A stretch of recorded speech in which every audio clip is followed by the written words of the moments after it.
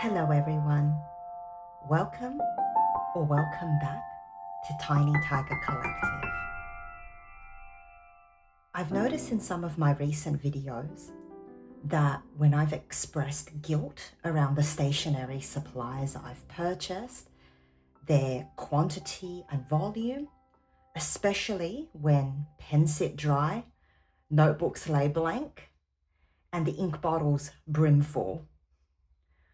This culminated in me filming a stationery no-buy in April and declaring the products and materials I would not be buying for the remainder of the year. The outpouring of support and empathy I received on that video was both healing and generative. While many of you shared your own ambivalent feelings around collecting stationery, many of you gently introduced ways of exploring my consumption habits with curiosity rather than judgment, with compassion rather than condemnation. My YouTube algorithms have been feeding me a steady stream of viral videos that stir moral panic around whether hobbies have simply become modes for overconsumption. Although there is no doubt that skyrocketing levels of global production and consumption have led to our current climate catastrophe, there are limitations within the current conversations around stationery overconsumption. In this video, I thought I'd offer a different take on overconsumption in hobbies like stationery. As a business professor, my research has allowed me to see the wide-reaching and long-term effects of production and consumption with a systemic and intersectional view that I think is often missed in some of these conversations in the YouTube community. Before I share the problems and solutions for stationery overconsumption, I want to preface this video by unequivocally stating that if you feel discomfort with your own stationery consumption, your feelings are valid. If you want to enforce a no-buy, I can only assume that that comes from the desire to protect your peace and the planet. And these are laudable motivations. I simply hope that by sharing my perspective, this video will inject a little more nuance into the conversations in the YouTube stationery communities. So the first issue that I have with some of the critiques of overconsumption on social media is the imposition of moral absolutes. Many of the videos that I've seen make universal assumptions about the inherent righteousness of certain values or agendas without any consideration for people's individual circumstances. I think a well-known example of where this can go wrong is when we saw the anti-plastic straw movement gain momentum in 2017 and 2018. Environmental activist groups like the Lonely Whale campaigned for bans against plastic straws until disability activists raised concerns that many people with disabilities rely on plastic straws to drink. I think in online conversations about stationery overconsumption, owning multiple planners or books and using a lot of decorative elements like stamps and stickers are sometimes derided for being self-indulgent wastes of time.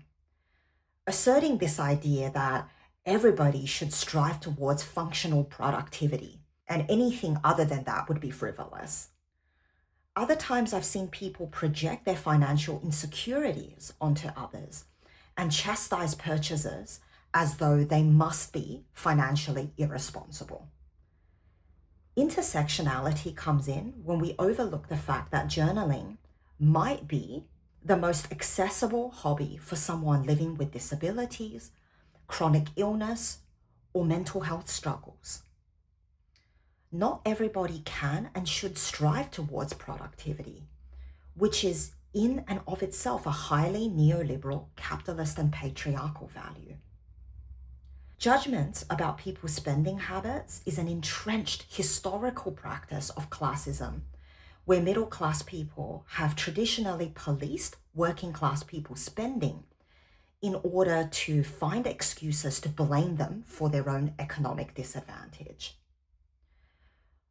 Rather than bridging across differences to cultivate solidarity and mutual aid, this practice allows middle class people to absolve themselves of the guilt of reproducing systems of economic exploitation and domination, and saying to poor people, well, if only you didn't buy all those washi tapes, you would be able to put food on the table. This classist violence often intersects with race, and we see that in the way that Black people, especially Black women, have historically been stereotyped as financially irresponsible. The second issue with a lot of these conversations is the unexamined belief in responsibilization. Underlying all the moral policing and weaponized shame is the practice of shifting responsibility for collective issues onto individuals. It tends to misdiagnose systemic problems as individual failings and redirects attention away from structural conditions to personal choices and behaviors. In our neoliberal societies, it's extremely tempting to focus on personal choices and behaviors because it's often less overwhelming than thinking about how we as individuals can enact social and collective transformation. It can also seem devastatingly impossible to do anything about, say, anthropogenic climate change, but choosing to sort your recycling, even if in the grander scheme we know that it has a vanishingly small impact, feels much more within our control. Finally, moral policing and shaming can reproduce the structures of violence that have enabled the climate catastrophe, while redirecting attention and energy away from meaningful collective and political action. I've actually known people in my life, people who I care for and love, who have engaged in trolling behaviors online for content creators and even people that they know. Through vulnerable and reflexive conversations with them, I've come to understand that for some, moral policing is a way to reclaim a sense of agency and control over what are often deeply distressing anxieties about the society and world at large. But we know from humanistic psychology that shame is not an effective or sustainable motivator for behavioral change. Through my own work as a racial justice activist, I've seen the really damaging ways in which screaming at people, pointing a finger in their face, and decrying them for being racist and white supremacists, no matter how legitimate some of those critiques can feel in the moment, lead people to shut down through defensiveness, denial, and a complete disengagement from what could have otherwise been a compassionate and constructive conversation. I do also have to thank the self-awareness of a lot of my friends and family who have talked to me about their inner motivations for engaging in moral policing and shame. And some of them have confessed to a perverse pleasure that comes from enacting this kind of domination in our dominator culture. Kicking down to people who shop from Amazon is one way that some of us can let off the rage because of our impotence, lacking the power and the influence to actually personally confront Jeff Bezos. Unfortunately, this means the people who are most marginalized and vulnerable in our societies, the people who are ironically disproportionately the victims of climate change, racism, sexism, and economic disparity, those are usually the people who end up at the brunt of online shaming around stationery hobby consumption. What we need are systemic solutions. Individual behavior change alone cannot solve large-scale systemic problems. Collective action is absolutely necessary to change our structural conditions. For many of us, this might mean engaging in the democratic process. And that might be where our individual power and responsibility starts and ends. We can vote for representatives whose policies align with our values. If we want to protect the environment, electing a local councillor who is vowing to dedicate their time and energy to building a new recycling plant in your local council can be far more powerful and impactful than you personally deciding not to buy another fountain pen this year. As a business academic, I am so privileged to have had the platform to design my curriculum and educate up to 600 students a year when I used to work in a public university, who are all current and future managers. Also, because of my role, it doesn't happen very often, but I have had the opportunity to inform state governments about their public secondary school curricula and how high school students should be educated around the impact of business and supply chain practices. Earlier in my career, much of my research focused on the financial services sector, so banks, insurance firms, lenders. And post the global financial crisis, banks held many meetings with stakeholders in order to better understand how they could change their corporate policies and procedures to respond to changing legislation and regulatory reform. And again, that was a very privileged position that I was able to inform some of their policy changes. Ultimately, what I want to emphasize in this video is that the shame, stress, and despair for the climate crisis and other global inequities do not belong with you. They belong with corporations and the governments that have continued to provide corporations with subsidies and leniencies. That said, overconsumption or consumption in our hobbies can have personal negative impact beyond misplaced blame and responsibilization. For example, like I expressed in some of my past videos, we can feel overwhelmed with the sheer volume of supplies that we have accumulated. Some of us might also experience buyer's remorse. We felt some sense of urgency or hype around products. We excitedly grabbed special editions or limited editions, only to feel this anticlimactic emptiness when we opened up our hauls. It's not necessarily related to overconsumption or consumption, but many stationery brands need to be accountable to their predatory marketing tactics, doing the drops, doing the limited supplies that stir our very fundamental human needs for resources, for security and safety, and creating feelings of FOMO so that we are more inclined to buy stationery that maybe if they were released as part of a regular, ongoing, permanent lineup, we may not feel as tempted to purchase. Because of those personal impacts, we can all take measures to cultivate greater joy and calm around what, for many of us, I'm guessing, was always supposed to be an enjoyable hobby that reduces our stress and our anxiety and our overwhelm.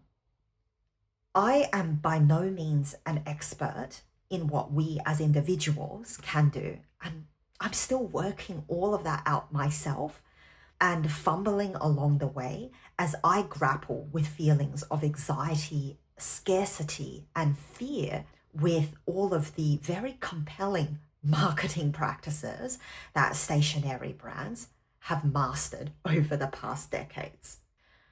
Recently, I've had the immense pleasure of joining a local in-person community, the Southeast Queensland Journal Keepers Group. In my first meeting a couple of weeks ago, one of the members arrived with a big bag of washi tape, stickers, pens, markers, and said, "This is what I'm destashing." And this is such a wonderful way, rather than for those of us to be weighed down by the regrets of our mistaken purchases, we actually have the chance to turn our trash into another person's treasure. This sweet little black cat washi tape was one of the items that I allowed myself to pick out from her big bag of destashing goodies. And I'm now able to use this to decorate my books. Inspired by her example, I told everyone that I have a collection of 19 full bottles of inks that I will never use up in my lifetime. So I've recently had a wonderful list of supplies, including leak-proof vials that Alison from Little Coco Studio so kindly recommended me, that I'm going to be able to use to share samples, ideally with this community, but at the very least with the people in my life who are looking to get into the fountain pen hobby. But in the meantime, I've asked people in the Journal Keepers group to bring along fountain pens where they've cleaned out and emptied their converters, and I'll bring along my bottles for each of them to fill up their pens with any of my inks that they may be interested in trying out.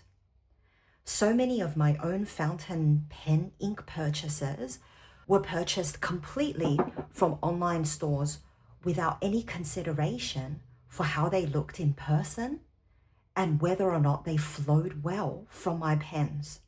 And being able to utilize these in-person communities allows me to save someone else from making expensive mistakes and perhaps finding that they love an ink that I would be more than happy to give away. Recently, Michael from Michael in the Margins shared how he purchased a bottle of Lire Sauvage by J. Urban, and he loves the color, but Lire Sauvage was one of the inks that I'd purchased early on in my fountain pen journey, purely from seeing an online swatch that once I got in person, I realized wasn't the dark foresty green that I had hoped to introduce into my writing rotation. And when Michael talked about how much he loved it, the first feeling I had was, oh my God, I have to send him my bottle. To see my stationery supplies with people who will truly value them, it just really makes my heart sing and helps me manage a more organized collection that doesn't fill me with chaos, dread, and overwhelm, but rather is an organized and curated collection that allows me to feel more inspired and ultimately inspires me to create more. After I released my video about not wanting to collect more traveler's notebooks, so many of you gave me ideas for how I could use my notebooks. Lee's journals offered an incredibly genius idea for starting a museum book where we can journal about every museum we've visited, every exhibit we got to see, sharing the beautiful artworks or the things we learned along the way. And as someone who loves visiting museums and art galleries, but in the last 3 years before my son was born, I moved to a city that is beautifully rich in terms of sun and sand, but not so much in terms of culture and art. And I thought, what a wonderful way for me to stay connected with my intellectual and cultural needs. So, with all of your wonderful ideas and advice, I have resolved for the second half of the year to use my journals.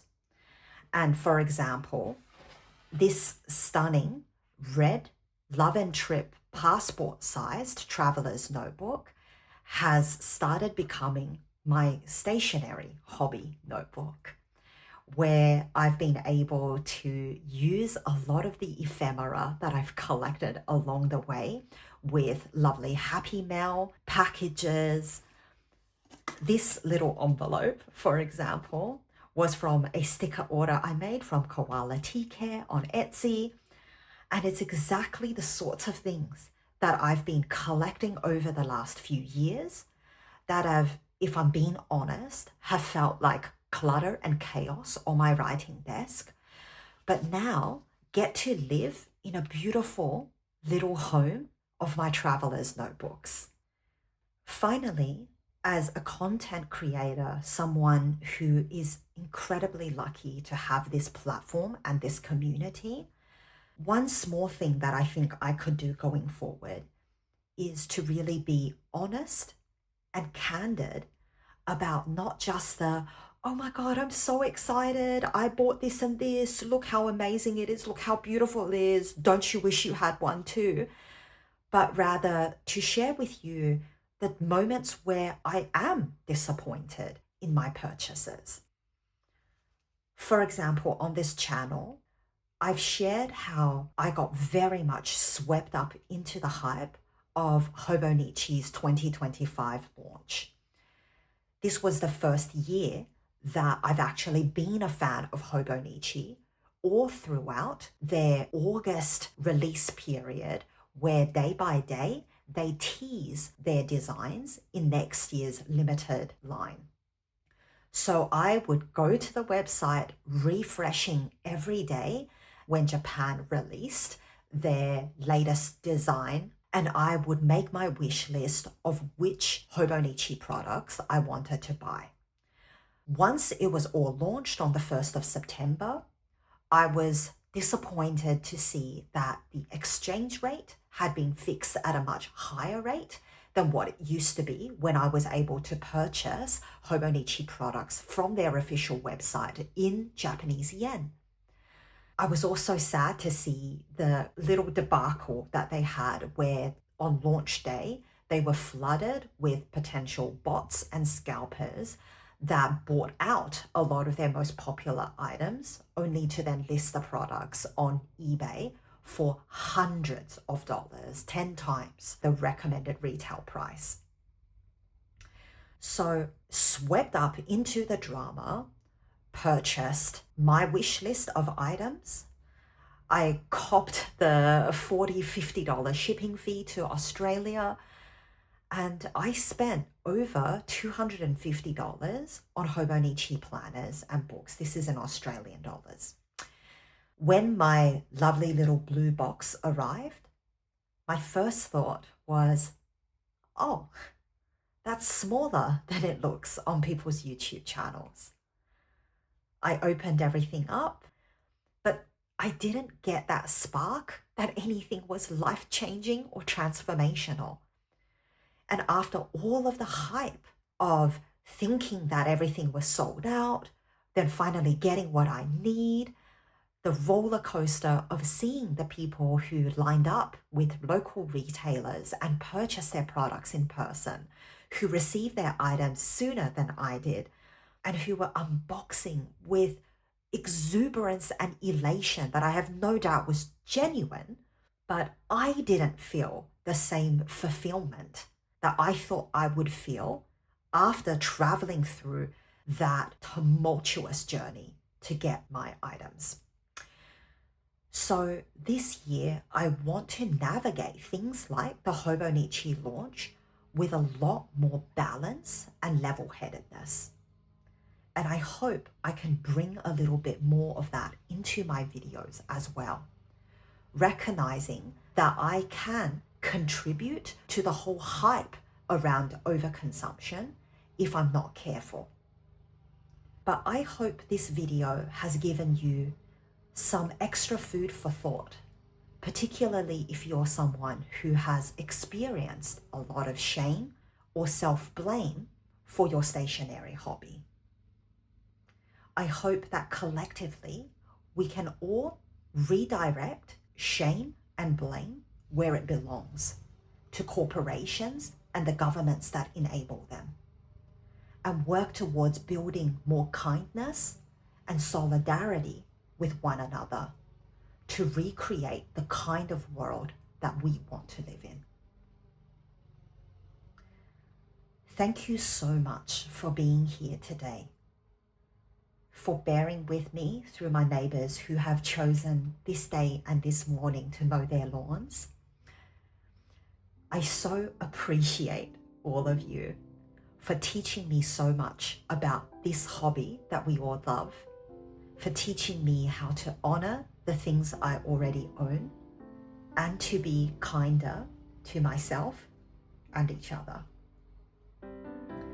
Take very, very good care of yourselves this week, and I look forward to seeing you all in my next video.